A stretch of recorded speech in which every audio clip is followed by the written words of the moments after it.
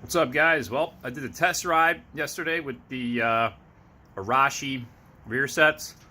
Um, Loctited the left side and the right side, just about every bolt. And I'll be honest, I took it for a ride. This toe peg here was a little too far back, so I moved it up.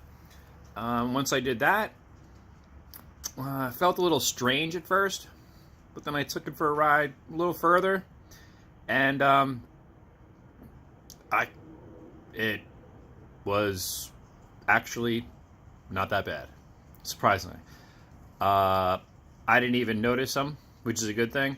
So I was shifting fluidly.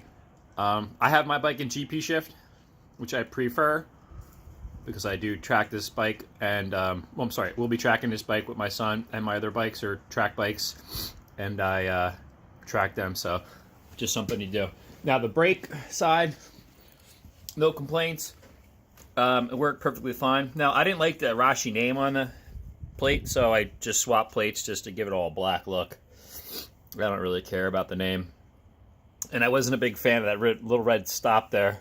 I know that's probably to keep it from bending forward, but other than that, guys,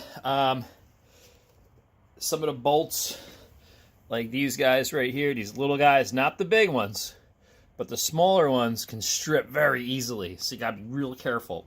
I'm gonna have to swap those. I got tons of bolts. I'm gonna swap them out with better bolts. But like I said, the quality is not bad for riding purposes.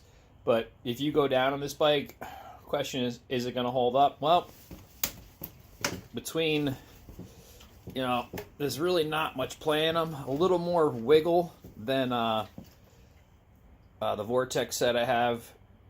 The OEM were like rock solid because they're made out of like very thick cast material and metal, iron. So I was shocked. It worked pretty good. So this is the Arashi that I got off of eBay, and I'm gonna keep them on there for a while. The replacement parts, I don't know if they exist, but I know they have foot pegs. You can get replacement foot pegs. So if you go down and you snap one of these off, just change the bolt and the peg, and you should be good to go.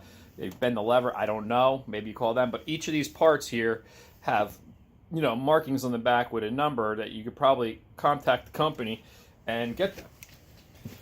All right, so I'd have to say, out of 10, I wouldn't give it a 10 out of 10. I would give them for general street riding, like maybe 7 out of 10. Okay, why 7? I don't really like the way the shift rod sticks out so far. It should go back further over this area, not so far out. And the material is a little flimsy in the way, but it's still pretty robust for what it is. It's a 400. It's not that heavy. I would not put these on a bigger bike. Absolutely not. No, thank you, sirree, Bob. This thing is a very small, light bike, and that's why I got them. And I would never put them on my 600, ever. All right, guys. Hopefully that helps. Just make sure you use a lot of Loctite. Get a brand new tube of it. Make sure it actually works, because I heard of these things rattling apart if you don't. Okay, and always check the bolts every couple months. Just give them a little torque down everywhere, and you should be good to go if you're riding on the street. I wouldn't worry about it too much. Other than that, they're pretty good. All right, guys.